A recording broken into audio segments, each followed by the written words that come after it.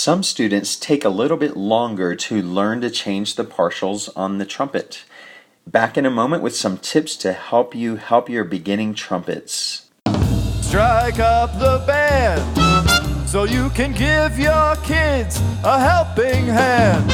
From interviews to teaching tips, you'll add this to your bag of tricks. There's no smarter way to spend your time, so keep it right here with James Devine.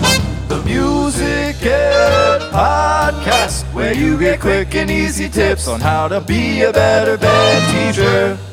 I have found that in 90% of cases of trumpet players not being able to reach the partials, something with their air is typically the problem. So if we can get their air fixed, then that's going to go a long way to helping them.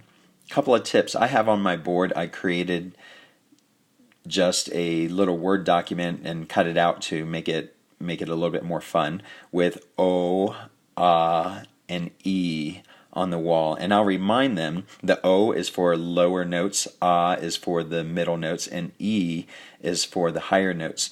And I'll tell them to exaggerate that. So E, their jaw comes forward a little bit, and I'll tell them highly exaggerate that and try that. That seems to help some of the students.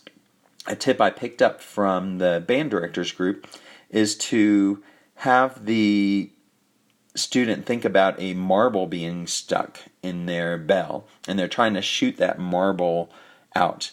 If they want to get a low note, they're going to shoot the marble out near their feet. If they want to get a middle note, they're going to try to shoot that marble out 3 feet ahead of them. And if they want to get a high C, they're going to try to shoot that marble to the back of the room. That has helped a lot of my students. Also thinking them, this is the same kind of concept, but have them aim at the bottom of the mouthpiece for the low notes and the top of the mouthpiece for high notes. I haven't tried this yet, but I've heard this suggestion from a lot of directors, and if I have a student who ends up having some more trouble, I'll try this one. But have them blowing their entire trumpet into a tub of water and tell them to create a bubble bath.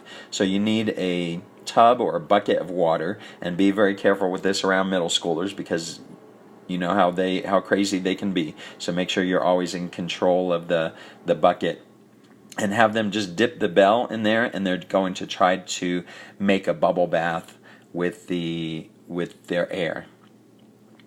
Something I found very effective for all instrumentalists, but especially for trumpet players, is to have them take a piece of paper and hold it against the wall using only their breath for about 4 seconds. So that's the force of the air that they need, because a lot of times students just don't realize the force that they need. It's a lot more than what they think. You can have them try to blow out 50 candles on a birthday cake using only their trumpet and their air. A great exercise, I always tell my trumpet players, you guys can practice anywhere, because if you just take your mouthpiece, you can try making siren sounds with your mouthpiece, up and down, high and low. That will get some of them to realize what they need to do when they connect it to the trumpet. They can also play different songs for just on their mouthpiece, trying to play the songs. And I demonstrate this for them quite a lot on a trumpet mouthpiece that I keep on my director stand. Another tip that you can use is to tell them to use half the aperture size and twice the air. You can even draw some circles on the board to kind of demonstrate what half the aperture size looks like, and maybe even use this to explain it in a stream type of setting. The rapids in a stream happen when the stream gets more narrow, so you're having the same amount of water go through half the size of a channel, and that makes the water faster. You might try putting a balloon on the end of the mouthpiece and have them fill the balloon while buzzing. Be careful with this technique because there are so many allergies and so many people who are affected by that these days.